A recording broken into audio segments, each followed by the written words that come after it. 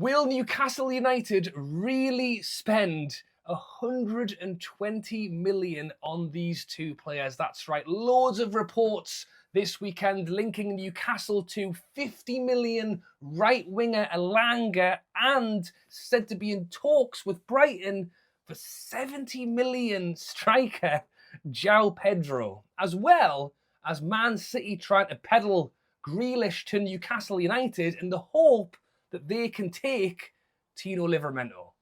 Yes, guys, how's it going? Welcome back to a new video. Welcome to the Ruben Shed. I did a video a couple of months ago where I said it would be fun to maybe set up a bit of a Newcastle United studio in this box at the end of my garden. And if you're wondering why it looks like I'm sat in a second-hand store, that is because I've just done a video over on my Patreon. Go and check it out. Link in the description. The video is free to watch. Basically found a box of Newcastle stuff, brought it down here, and I thought I'd do something a little bit different and go through it all. We've got loads of Wembley stuff. We've got a signed Keegan shirt there, pretty cool. Signed Les Ferdinand shirt there as well. So yeah, go and check me out on Patreon. It is free to join, and this video is free to watch as well. So go check it out. But as I say, loads going on in the world of Newcastle with transfer reports this weekend. What's clear to me is that after, the Mbeumo deal went south, the player that Newcastle were clearly very keen on this window, we haven't waited around. The reports were that Eddie Howe wanted to get stuff done quickly this window, and by all means, we haven't signed anybody yet. And I think people, in fairness, are actually flapping because we haven't signed anyone in the first week. I think, to give a pinch of salt with that one, I think Eddie Howe probably would have loved to have had all of our business done in the first week of the window. But I think, generally speaking, if we can have some stuff done in June, that is better than July. It's certainly better than the end of August. And what's clear from the reports that following the Mbeumo deal going south, we haven't waited around. We have started to push to look at other options. Reports that we are in talks with Nottingham Forest for right winger Elanga, as well as Keith Downey saying that he's just one of 3 or 4 right wingers that we're in conversation with, and reports coming out that we're talking with Brighton about Pedro. The sticking point is the cost and how much these players cost. Would you put down 120 million on the pair of them? Do you think it's worth it? Well, I'll tell you why. Basically, I think those teams are asking for those fees. The first thing is, unfortunately for us, the Newcastle Saudi 0 PSR tax, basically, it just keeps happening. And it's something that we're going to have to just keep on pushing with. Our problem is that we don't want that to equal transfers dragging on all window. If you take Elanga, for example, Elanga paid Manchester United 15 million for him 2 years ago. We offered 35 million last year and they said no. They're now asking for 50. Pedro left Watford for Brighton for 30 million 2 years ago, and they now want 60 to 70. This is what happens when you look to buy Premier League proven players. Unfortunately, they come with a very hefty price tag. What's even funnier, by the way, is that Chelsea are now being linked to Pedro. The player that I wanted was Delap. That's another player that so they reckon, what seems to be our 2 priority targets, Mbeumo and Delap, both deals obviously didn't go to plan and we've moved elsewhere. And then Chelsea are following us around. Why do they want Pedro as well? And that's the thing. In terms of cost, when you're looking at Premier League players, you always pay that little extra. But I think what Newcastle will likely do, or what I think we should do, is get in a couple of Premier League proven and then look elsewhere. Look at the likes of, how much did we pay for Tonali? Like 40 million, 45 million? That's insane. Like, he's easily a £100 million player, but now that he's a Premier League player. But I think what Eddie Howe worries, and I think it's right, because I want 5-6 players this window. And if you get all of them from countries that maybe aren't used to the hustle and bustle of Premier League football, I mean, you see players come to the Premier League all the time and it not work out. As it happens, touch wood, pretty much everyone we've brought in, every signing we've made, and this is another back end of why Eddie Howe's the man who should be in charge of the money this summer, has worked very well for us. But I still think it's important to hit the ground running this season. And you can't lie with the stats. Elanga, third in assists behind Salah and Murphy. João Pedro, despite, not actually being first choice. Well, this is what the thing with João Pedro and the amount of money, 60, 70 million, to not play the first game of the season because Alexander Isak will play it. And I have seen reports saying that Newcastle and Eddie Howe may be open to mixing up the formation and maybe playing Pedro on the right or giving him and Isak.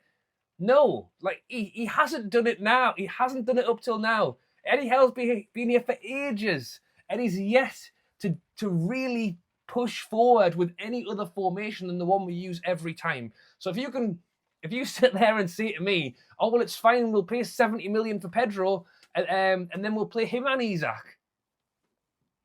It's not happening. It's just not happening. Pedro will be the guy behind Isak. And I think, Elanga, you tell me Elanga, 35 million, bite your hand off. I even think 50 million, if we can say, right, sign the dotted line and come in on Friday, I'll have that.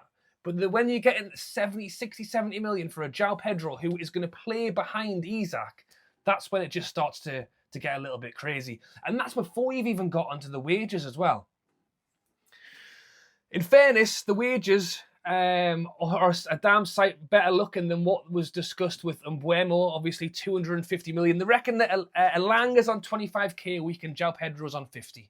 So in terms of those numbers, Newcastle can certainly make a move to make them work. As I say, just reading a couple of the stats here now. Elanga, 11 assists, 6 goals. João Pedro, 10 goals and 6 assists. So the pair of them averaging around the same goal contributions, and both of them 23 years old. So you look at the likes of Gordon coming in for 40 million.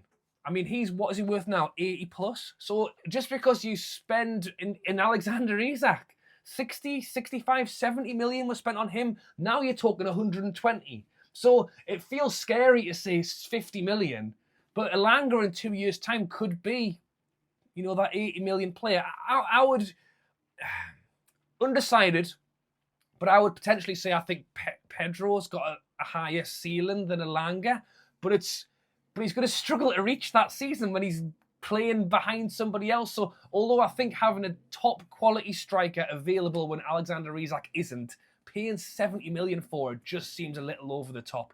You let me know your thoughts and comments on the pair of them two down below. Are those costs too high? Or do you think it's a case of, what it is? If you want Premier League players, you pay Premier League fees. And then I reckon Newcastle behind the scenes have got 2 or 3 players that aren't really hitting the mainstream media because they're just something that a little bit different from a different league that isn't quite catching on there. But a player that is in this league and is getting pushed to Newcastle is Jack Grealish.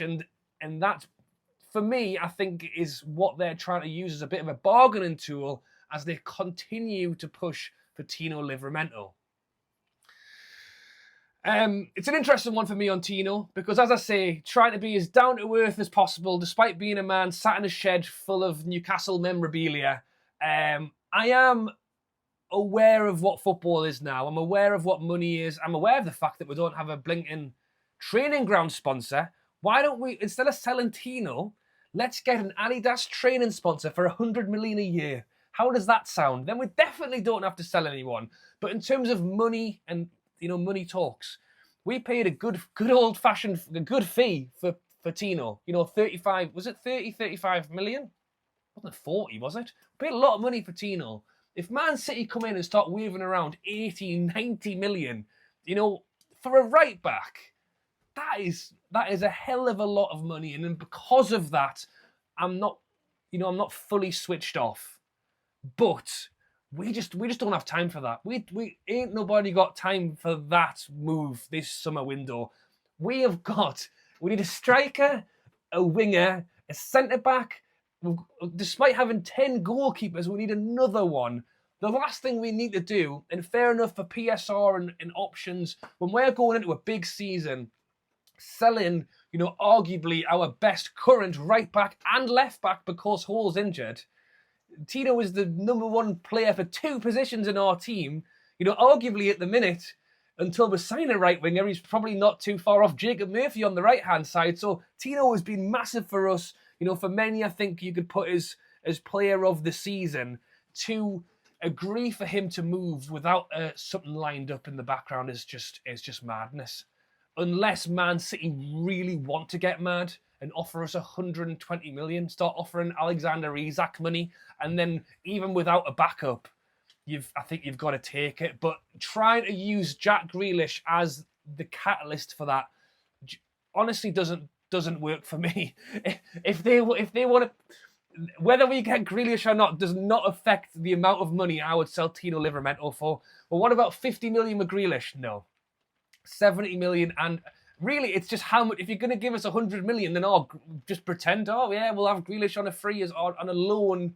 Trying to use Grealish as a way to take 40 million pounds off of a Tino fee is just daft, because Grealish is wanting 300 grand a week, and then the honest value of Grealish right now is really hard to say. So, yeah, let me know your thoughts on the Grealish Tino. You know, you tell me, be perfectly honest. I want to hear it in the comments. If Grealish was offered as part of Grealish plus 50 million for Tino, is that, am I being daft? Am I overseeing maybe what the money could be worth there? But it's too much of a headache. There's too many cogs to this window already with too much going on. Adding a right back to it isn't what Newcastle needs. So there you go. That's a bit of a weekend roundup on the transfers. Let me know your thoughts on the likes of Elanga, Pedro down in the comments below, as well as this Grealish Tino thing that just continues to haunt us at the minute. As I say, be sure to go down, check out my Patreon, link in the description if you want to go and see the video I did earlier on going through some of what's behind me. And the plan this summer is to actually sort this out and maybe actually make it quite a cool place to sit, as opposed to somewhere where I currently store random gardening equipment and just sit on a camping chair. Thanks for watching. Drop a like if you have enjoyed this video. You're still watching 12 minutes later and you haven't subscribed, be sure to do so. Check out the Patreon video. Thanks for watching, and I'll catch you later.